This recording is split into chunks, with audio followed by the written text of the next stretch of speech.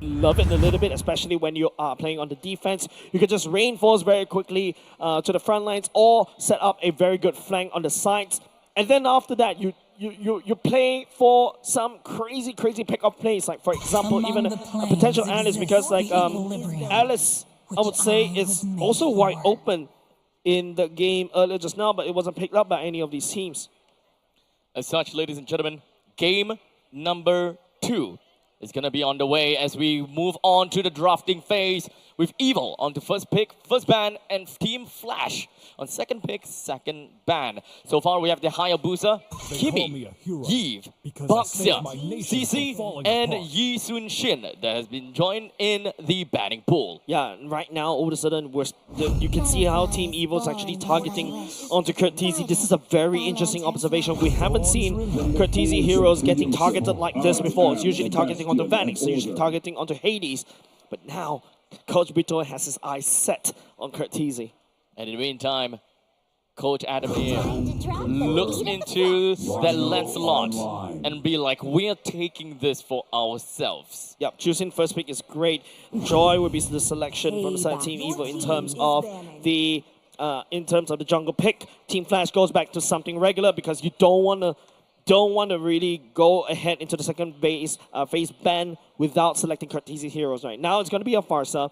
Farsa is, I would say, not the best slot, especially when you're going up against a Crop, going up against a Joy as well. So it's all about timing where Curtizi opens up the Feather Airstrike. Honestly, at this point in time, the way that the Farsa has been added in doesn't look like a problem to me if I am in Team Evil. I have a fast-moving assassin on my end, which can kind of bounce between creeps and heroes, whereas it helps me evade all of these artillery shots. I am not afraid. In fact, the only thing that I will be afraid of is for my gold laner marksman, if Evil even would want to go towards that direction.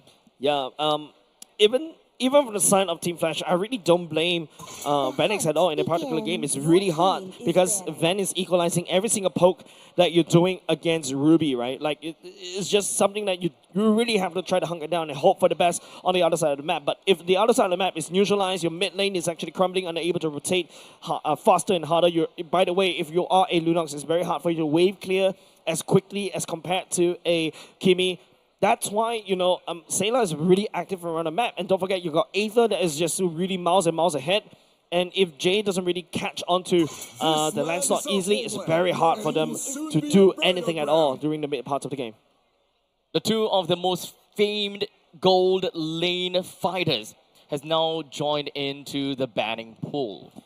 We, unfortunately, still don't have a right idea as to how the side lanes is going to look like. We have no fighters, no XP laners, and we have no gold laners that's shown out. And unfortunately, Evil, this time, as the first pick, first ban, will be the one that have to show their entire team lineup, giving Team Flash the possibility of outdrafting Evil with their X Factor R5. I'm thinking Moskov right here for the side of Team Flash. Something, you tap onto the Gato Kachas Global, you'll be able to jump far away. You can deal with the Joy, you can throw Spear of Misery over there, but there's also still a CC immunity from the side of that. Oh, Yuzhong coming up. Yuzhong has been leaked? Okay. Apparently that has been leaked all the way through. Yep, Alice as well. Bear is going to be real happy about this. Yeah, Alice as well, right? Team Evil can also play this one. Imagine Alice goes in with the TOR right when the far side opens up with the Feather Heavens as well. There's some iframes from the side of Team Flash. Hopefully that's good enough. But right now, I think they're just going to leak out that leak out the goal lane just a little bit. Okay, we're going to go back into regular programming for the side of Team Evil. They tried to use it yesterday against Team Flash. But Van going in for the Cho. This is a Cho gold lane for the side of Team Evil. I can totally understand the fact that they have decided to go towards this direction. They don't need a reason to deal with a high ground Farsa if they're just going to be playing dive all the way through. Especially with someone like Cho in the gold lane with great mobility, you can quite literally Jit Kundo and Shumpo your way and out of that ultimate from Farsa. It's either you go out or you go in or you sidestep to the point that the ultimate from Farsa becomes irrelevant. Is this a time where Team Flash goes for a fighter jungle? Fighter side lanes, mind you. It's going to be not the case. That's going to lock into the Moskov. And now it's once again going to be a race, right? Team Flash need to race and make sure that Moskov get a good game and also farm up. Go into the late game as quickly as possible. They've got certain bridges from the side. Team Flash are able to do so. The Lancelot is activated right at the get-go. Very solid hero pick, especially early to mid. You also got Farsight to use on these, and also the Gatakacha. These are the four heroes that really escalated tremendously at level 4. I do extremely like the fact that there is a Moskov in this game against a dive composition. Very self-sustaining in the gold lane. And of course, you can pin the people that is chasing right after you. As such, ladies and gentlemen, this is the full lineup between Team Evil and Team Flash as we enter into game number 2, with Evil gaining their first win, completely unfought for, unchallenged. Evil is happy with game 1 win. Will that be the case again for game 2? And if whether Evil can take the second game in a row. Well, Team Flash at the very least, they do have heroes that these players do play very often, right? Vanix is back in his signature, Moskov, Cartesi as well, back to his signature, Farsight as well. Hades on the other hand, also solid on these assassins, so it's up to whether Flash SG. Now, this is the most comfortable position, most comfortable picks. Are they going to be able to take game number 2? Now, of course, with the identification that each of the junglers are now in their own respective jungler. We're not going to change anything about that. And there's nothing that's going to change for the side of Hades. Yep. Especially when you're a Cho going up against, this is exactly what you will be able to do, right? The fighter in the early game just escalates so much faster as compared to the marksmen. The marksmen definitely need more time, and that's the power of Team Evil right now. Yesterday, when they're going up against Team Flash using almost the same kind of roster for the side of Ven, I want to see more rotations on this Cho. Start joining the turtle fight on the other side of the map. It's okay to let Vanix basically farm up, because if you speedrun this, like what happened in game number 1, Team Evil may sneak away game number 2. So we do have a little bit of a babysitting service down in the gold lane as both teams identify that there is something that they're chasing for. For Team Flash, they're chasing for the fact that Moskov does not die, and such putting the Gatakacha down at the bottom. But for Ven, as long as together with Powerful, they identify that Vanix is someone that can be killed. And with the help of Grok, Ven can potentially do something about this. But that's also a problem, right? Look at where Powerful is pouncing, because Jay was too busy babysitting Vanix all the way down bot. They've forfeit the mid lane priority, and now Cartesi has to go all the way back. It is Sailor that has a stronger early game right now. It should be able to pop to level 4 faster as compared to the Feather Airstrike. Over the sudden, early gameplay is already slightly awkward for the side of Team Flash. This is what you can expect coming in from a gold lane Cho. Literally right into the face of Vanix and in the face of Moskov. But for now, with the turtle currently now under attack, we've got Evil as well as Flash. They're just going to be looking straight into this as Cartesi opens things up when it comes down to Feather Airstrike with the first blood onto down to Gear. But more than that, we also do have Aether that doesn't have a lot of HP to work with. With one man down for the side of Evil and the turtle going to the side of Evil, it is a little bit of a trade-off that we would like to see. But now we have the Lantern that picks up Jay, and now Evil with a wild charge from Powerful picks up a kill onto Jay. Ven coming in from the side and looking for more opportunities. As such, goes in, flicker, but it doesn't seem like he will be able to continue on with this. Yeah, and that was a very critical turtle, right? Team Flash loses the turtle over the side of Team Evil, but they're at least able to punish, picking up 2 members, but now I think they've overheated here. As Gear now is putting a very good fight against both the Lancelot as well as the Yuzhong. Oh, Aether once again, this Peasky boy, picking up another purple buff away from the side of Team Flash. Hades definitely needed that purple buff because they've already lost 1 turtle now, and because of that, Aether is gonna get a better second turtle chance in the next turtle fight. It is currently at level 6 and Hades is at level 5. We already have a bit of disparity in terms of level. That will definitely bring forward in the next 48 seconds or so. Yeah. Cartesi picking up 2 kills, absolutely wonderful for him. Now you've got a strong mid lane. Feather Airstrike earlier just now was very pivotal in that team fight earlier just now. as Team Evil, I think because of how Sailor has been playing the juice in, it's actually very annoying. Once he goes into Crimson Beacon, the members on the side of Team Flash need to try to dive for this one. As now Gear finding himself in a really tough spot. Not much that he can do against a 3-man gank. Yeah, the Phobius was actually a very interesting choice coming up from Coach B-Toy to be able to deal with Hades, right? Phobius ultimately kind of fell off the meta slightly, but if you look at how Gear was able to play the Phobius earlier just now, even though he lost 2 times, he was able to hold down the fort just a little bit longer, allowing Evil to slowly sneak in the damage against Team Flash. With the turtle now spawned, enmity towards the side of Powerful. Jay just around the vicinity, taking a little bit of pot shots from the side of Sailor. It's not going to do too much, but at least they're buying a little bit more time, as they have information at the very least, is that Aether is above in levels as compared to Hades. Aether. Because this is just what Aether will constantly be doing. They have, of course, a little bit of information as well, that both of the junglers have used their retribution, and unfortunately, because of the fact that Aether is currently at level 8, Hades will lose in the retribution battle, even in the purple buff. Man, Aether has been sneaking away the purple buff like this. It's actually starting to hurt Hades, right? Hades is now really way behind in terms of the level. The first turtle earlier just now given over the side Team Evil, allowing Aether to basically not an equal retreat battle right there, of course, because Hades is actually 1 level down. And apart from that, you know, I think all eyes definitely going to be Vanix. Vanix is the only one that can potentially pull back the whole game. You can add that Courtesy into that list as well. These 2 damage dealers on the side of Team Flash will have a lot of responsibility on their shoulders. And due to the fact that it is double fighter lanes from the side of Evil, they're constantly going to be having very strong information and, of course, ruling in the river lines. As such, allowing Aether to slip through the gaps and going into the opponent's buff time and time again.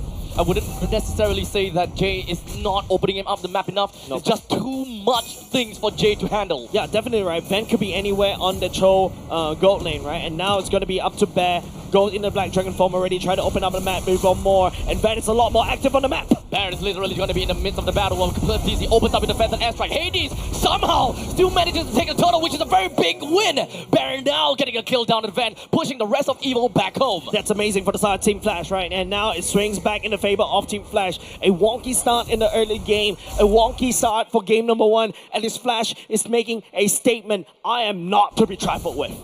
Even though Hades is playing from behind, he still manages to find an opportunity. Yeah. One of the big things about a Lancelot is that you do have instant burst that can help you deal random damage or sudden damage to a lot right before you use the retribution. That is going to be one of the key components that helps you. Nice gank around the mid lane right there. Hades actually picking up the helping. Getting an assist is actually the one that's keeping him in the game. And now all of a sudden the mid lane is already gone. It's now Van down to the bottom lane, almost getting the kill down onto Vanix. And indeed, Powerful will take that bounty. Death by a wall. Death by a wall. Vanix just erratic down from below. Literally slammed his face right into that wall, but it's still Team Flash paying a bit of a favor up top, pushing down top side, trading Vanix with that one. Slowing Vanix down is definitely going to be helpful for the side of Team Evil. Taking a look at the items, Corrosive Slime, and going straight into a Golden Staff right off the bat. But it is Courtesy already online with that glowing one and also the magic penetration boots. For the 200 gold for both of the gold laners. But in the meantime, we also do have got... Oh, wait, hold on a second. Down in the bottom lane, seems like they are really one Vanix as they smell blood in the water. Jay was hoping he will be able to do something when it comes down to the AOG, but was just a tad bit away. We've got a conceal, we've got a Black Dragon form, but they were unable to find and pull off any form of trade. Yeah, Vanix is just chilling in the kiddie pool right there, and all of a sudden a Megalodon or shark just appears, and that's exactly what Team Evo is, right? Now they're focusing their targets mostly onto Vanix. Slowing Vanix down is exactly the game plan for the side of Team Evo for now. But they will definitely be trading some shots here and there as Courtesy opens up when it comes down to defense and airstrike. They pick up a kill down onto Gear. The rest of the members from Evil, they're still going to be chilling around as they try to look for more and more trades. They're losing out in trades for sure. Evil, they will start to lose out more as now Flash have got 2,000 gold lead on top of Evil and they have regained posture. Aether is trying to charge up the dashes as quickly as possible, but he's not able to do so. Vanix, yes, down to that, but he's able to join any form of fight. Van is being super annoying for the side of Team Flash right now because Van, as this Cho gold lane, is just opening up the map as well and also finding key targets. There's gonna be a two-man tectonic charge, allowed Powerful to get a kill down. However, how Hades did manage to get with the turtle, or rather the Lord down. Powerful will go down in the meantime, but jungle against jungle. Hades takes the first L, while Ven continues to encapsulate the entire moment by getting a kill down on the bear. It's a 1-4-3 trade, while the Lord still goes over the side of Flash, and in fact it's not quite over just yet, as Evil really wanted a T1 turret. Yes, I don't know who got a very good trade, right? Flash actually needs to sacrifice 3 members from the side of themselves just to be able to take down the Lord, which kind of slows down, kind of deny it. But Team Evil made it a bit of a stalemate, right? Mid lane also cracked open for the side of Team Flash, but Team Flash has the Baby Lord. The Baby Lord marches in, ready to pillage all of the standing objective that Evil has. All these small little random bounty across the map is going to be some rich red packet over to Flash SG. Yep. But Team Evil was able to crack open mid, and then after that, go ahead and fix the waves. Now, Team Flash sending this Lord down, I think, is just gonna be like watered down and saying there's nothing you can gain out of this one, especially when you look. Team Evil fixing down bot lane. Ven is also down there as well. Flash need to make a play right here. Conceal play also going. Here comes the Black Dragon form. I don't know whether they will actually commit into this. Indeed, they will. It does seem like Aether is going to be the first one that will be under the chopping block. However, they were trying to go for a little bit of a trade onto Bear as he dove in right underneath of the turret. Ven doing God's work down at the bottom lane right here. Team Evil was actually having a bit of problem right there. At least they were able to pick up Bear up the top, but Ven is the one that led down the siege down bot. He's sneaking all these objectives away from Team Flash. It's completely tallied out, and I will say that the trade is fair. And for losing a jungler, you take 1 turret in the bottom, and also you take 1 XP laner out of the equation. It's pretty fair, in my honest opinion, with Evil now having a slight tad bit of gold advantage of 600 gold in total economy. Yeah, but right now, you know, if you asked me earlier just now, but hold on a second, there's going to be a slight pick off right there for the side. Ben, the kick was already, sorry, no kick, there's a knock up onto Hades. But if you asked me earlier just now, Abstract, who actually got the Lord, I would say it looks like Team Evil was the one that got the Lord because Flash did not get anything out of that Baby Lord. And in fact, they lost even more. They lost 3 members to get that Lord right there. They lose the bottom lane turret, and then after that, as they're trying to lay down siege up top, Bear got killed as well by the side of Team Evil. As such, it's going to be a tough spot for us to really identify how is it going to be like for both teams. But for sure, Team Flash, they have higher sustenance going into the later stages due to the fact that they have a late game monster, and that is a Moskov. Moskov has got the potential, has got the ability to go for cross-map plays. Let's not forget about that. Yeah, Vanix has been missing a lot of critical SODs already. And you can see that, yes, there's definitely potential, but Vanix start joining the fights. Maybe it's time for him to basically not play the side lanes because Ven is more than happy to fix all these lanes. And it's also going to be slightly scary, right? If Ven is definitely going to be building mostly damage. You can just easily Jig Kundo and after that knock out Vanix, and all of a sudden Vanix is in a awkward position. So we're looking at mostly Team Evil versus Team Flash, a 4v4 right here. Let's take a look down what I told you. up in the top lane. Vanix! Critical SOD and miss Abstract. Ben no longer has the flicker. But in the meantime, the main team fight all the way down to the bottom side as we do have got Aether and Van take it down. It does seem like Vanix one is his own 1v1. While the rest of the Flash has seen is going to be going all the way down south. While Gear continues to fly up to the sky, continuously slamming down his monolith. But it doesn't seem to phase off Team Flash. Team Flash, that clutch right coming into. Decisive picking up a godlike earlier just now. Vanix that 1v1, even after the SOD miss, was still able to pick up Ven, and now they can convert this into what? A 4-member down for the side of Team Evil and also potential Lord. This is an enhanced Lord this time around, going in the pockets of Flash SJ. The idea of Evil going dive and being able to sidestep against Decisive's artillery shots unfortunately has been trumped, as Evil is starting to lose more numbers than they could have counted, as Decisive already have managed to frame up 7 heads on his own plug. Yeah, he's definitely going to need a Wind of Nature for the side of Vanix, right? The burst potential coming out from Ben is there. Cho is like an assassin that Vanix had to look out for as well. And it's a goal-for-goal trade. It is an equal trade. Team Flash, on the other hand, they also cannot send Hades to start split pushing the map because potentially if Van goes in, assassinates Hades right there, then it's also more worth it. Team Evo will have a stronger objective priority. Taking Lord is going to be a tad bit difficult as now Bear soars above the sky as the Black Dragon. While we cut Teasy all the way at the back when it comes down to the Feathered Airstrike as well. More or less to be enough to push the rest of Evil away. However, Jay got a little bit tad bit too far in. Not with the AOG though, but he still found himself too deep in, probably because of Van. Twice for the side of Team Flash. You're trying to push something, right? Push it down the top side turret and maybe hopefully crack open both top and mid at the same time. But Team Flash ultimately got punished. Jay, like what he mentioned, flew too close to the sun. The wings wax got welted off. But at the very least, Team Flash still secures the mid lane turret for now. Look, items check right here. Vanix is slowly going into the Malefic Gun very soon. Wind of Nature, like what I highlighted, is going to be very pivotal for any ways to be able to counter Van. And now, I'm sorry, the trophy is kind of blocking the item build just a little bit. But if Van is going to go into what the BOD right there, this is going to be a massive amount of damage. If he plays cards right, and of course, you know, just start playing Bushwhack, Vanix may find it difficult to join in any of these fights. Oh, this might be a small little catch that might translate into something, or maybe not. It is still a Farsa that does pretty darn good damage, as you can see. With the Glowing Wand, the Witching Lantern, and Divine Glaive, that would tear through even whoever that picks up an Athena's shield, which is what Grok has. Yeah. Well, at the very least, Vanix is actually started picking up these critical items. Genius Wand for the side of Kurt TZ's main damage is the one that's making sure Team Evil stay a little bit humble right here.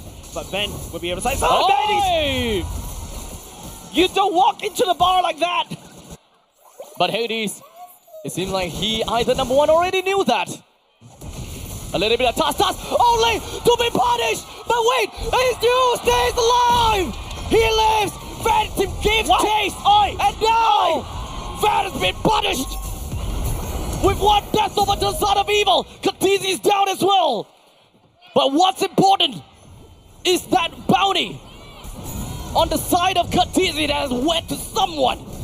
And that is big! Vanix is trying to make a play out of that one, take the SOD, but he drags... Hades drags the whole members, literally playing with fire right here. Have the lighter up, and then literally like what? Playing with fire himself, literally, right? It feels like Hades has unlimited CD. It's a little bit unfair. This guy's been piloting this Lancelot like crazy. It's kind of crazy how Van literally just ran straight in. To be fair, though, I do think that if he actually wins that, this will be a very good trade. Yeah. As much as Van is in the gold lane, he is not pause 1. So throwing his life away for a potential pause 2, or in this case, position 2 of a jungler, that is massive amount of trade, and that's a massive amount of value. Yep, definitely Van will show face up on the top side. Team Flash will start and go in. He'll be finding Aether for now. As now the Black Dragon form is due up to the sky, and that is going to be a furious dive, just going to be landing on everyone. AOG on the 2! As now everyone's just going to be clumped together. No traces of it just yet. Only Bear taken down. So is Kha'Zix. The rest of the gear is just going to be putting himself right into the face of the enemies. What KD picks up a killing spree. The rest of Flash SG, they don't have a lot of HP to work with, but they are still going to be doing their absolute best. Hades tries to walk himself away, but it does have got a little bit of thought throws to iframe. Out of all that fight, he gets away with a sliver. How many times has Hades gone away with sliver of health? It feels like his HP bars refused to go below 1. So many times attempt this miraculous escape. And yet Vanix finally free hitting and doing up damage against Team Evo. If Team Evo is unable to catch Flash SG like that, bust them down immediately, this is exactly what happens. This is why I still prefer the gold lane marksman. It's not going to be easy to just immediately assassinate Vanix. It does have got good sustainability when it comes down to a free blink of his own skill. For every shot he takes, he goes down in cooldown as well. It does have got a way to pin you too. How long do you think Hades have to play in order to practice Lancelot like that? Because those maneuvers are crazy. Those maneuvers are hands down instinct. He has played the game so far, so much, in situations like these.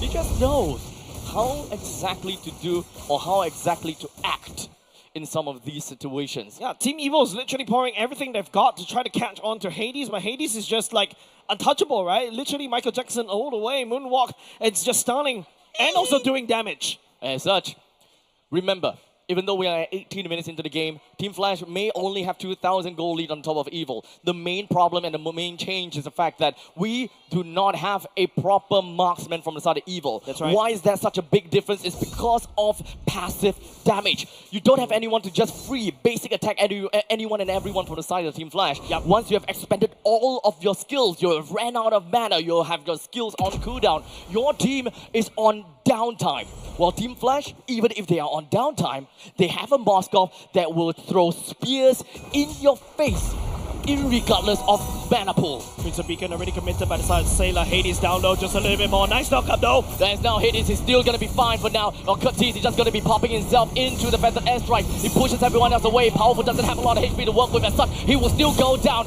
to the hands of Vanix. That's the killing spree credited to him as now Van finds himself in a tough spot right in the heart of Flash. With 3% down from the side of Evil. Team Flash, they will try to make their way and their marching over to Evil's base. They look for one, maybe two. In fact, they will with Aether down and Gear at the same time. That's it. Evil trying to throw everything against Team Flash in game number 2. And Team Flash say, hey, you can play with fire and I will do so. No, sorry, I can play with clouds literally flying around your base because there's nobody left to defend it. The celebration for Flash as they took that team fight in stride or in clouds in this case. Literally flying around there. I mean, there's nobody from the side of Team Evil to protect and defend their base. You can see how many times that Team Evil try to catch onto Hades. He's just slippery. He's like a fish jumping out of your hands when you're lathered in soap. That's kind of worse. Yeah. Yeah, that is. I mean, not that I know how it feels like, but it sounds very slippery. Seems like you haven't been cooking before. I did, but not really, you know, fish right out of water kind of situation. Yeah, definitely, right? And ultimately, Team Evil flopped right there, right? Like, in game number 1, they've got a critical mass as well, starting from game number 1. Game number 2, unfortunately, once Hades picked up his Lancelot, he played Lancelot like he is literally the Lancelot himself. He's not controlling it by a joystick. Unfortunately, I think that you can tell a little bit of that disparity between both the users of Lancelot, right? One that plays very individualistic, such as Hades, and one that really plays for the team and try to look for opportunities and, of course, play as a team and use and lean onto the team. That doesn't mean anything bad, but it just shows the different kinds of ways that you can play the Lancelot, either completely individualistic or the other way. Yeah, MVP, you definitely have to give it to Hades right there, because that is just crazy gameplays on that. There's so many times when you thought Hades would be dead, right? But he just disappeared into thin air and then reappeared. He's literally playing like he's Yellow Flash himself. Oh man. It's kind of difficult to be able to just say that, you know, this is a stomp. This actually isn't. 18 minutes game, we've got a couple of back and forth. In fact, I think that for the side of Team Evil, they did a really good job keeping Hades in check. To the point that we saw a good 2-level gap. And yet, and I think that this is the reason why Hades really deserved his MVP, is that he managed to still climb back out. He still managed to win in the total fight despite having that 1-level disparity, and that retribution changes, or that retribution damage really changes things. Yeah, and once Hades identified he's not able to win in this objective fights, he started targeting down heroes, right? He started taking down, start ganking the mid, helping TZ pick up kills, and then after start ganking top side, making sure that Bear also has a good game as well on the Zicho. Starts going down all the way down bot as well to kind of work it out, because man, Hades is just insane on this Lancelot. It's not over until it's over. It truly isn't, right? In the previous game, it definitely seemed like the situation is extremely dire, but this game, the team Flash Singapore, they identify that and they know that, look, we are already so deep into the game, there is a point in playing, especially since we have a Moskov. Yeah, and you know the Moskov is just the icing on the cake. Once Lord Banning start picking up the damage items as well and start just hurling spears. Don't forget this is the Moskov, right? This is a Moskov that has AOE damage. If the rest of the members on the side Team Evil are able to catch onto the Vanix as well, Ven is actually trying really hard. This is a good Cho game for the side of Ven, but they need more. Ven is actually starting to rotate earlier just now to try to like limit Team Flash. In fact, Team Flash was kind of limited in the early game. Gil, on the other hand, also did quite a decent job as well, but it's a little bit too much because Hades is just flying everywhere. Vanix, on the other hand, has farmed up. Curtizy having a wonderful game on this Farsa, and the rest is history because Team Flash just literally won another game. But like what you mentioned, it is not as convincing as compared to how game number one, how Team Evil, within 10 minutes and 18 seconds, swipe out Team Flash just immediately. One thing's for sure is that Cho Gold is something that we don't see very often, and in fact, this is a relatively new thing. So let's highlight that a little bit here and take a look at what he has gotten for himself and, well, supporting for the team. With the Blade of Despair in his name, not Blade of Heptases, Blade of Despair, together with the War Axe. The War Axe is actually the first item that Ven built. Yep. So let's remember that, right? We also have the Brute Force Breastplate and the Endless Battle. I just don't know what to do. I don't think it's about the items anymore. I think it's really about how Team Flash maneuver around it. You can see how Team Evil tried to lock down Hades, right? They're so powerful, has a tectonic charge and also the slam as well. Ven also has the kick. Gil, on the other hand, also have a way to basically knock people up and stun people up. But Hades is just having a free reign. I feel like, unfortunately, I would say you need to really... Team Evil struggling to lock down Hades at all. Heck, even a Eudora stun or even a Cyclops lockdown Shut up. is required to lock Hades down and basically beat him down right there. And I would say it's not a 100% chance for you because of how good he has been playing this Lancelot. And the iframes, let's not forget about that. Exactly. Right? The main thing is gotta be the iframe. Now, all in all, when it comes down to statistics, I think that numbers always tells a very different or similar kind of story, right? Ven, even though he's kind of building damage, right? You would expect that he might not receive that much damage, but no, he does. With 119,000 damage taken, solely also because of the fact that he does have got ways of sustenance, right? He does have that War Axe that can give him Spell Vap. Let's not forget about that. Now, in the meantime, I think that the main thing that Evil is having a real problem about is sliding through the gaps and, you know, playing in team fights. I'm not too sure if whether they are trying to avoid some of these pot shots from Curtizy or not, because it feels like some of them, they're just taking it, right? They're just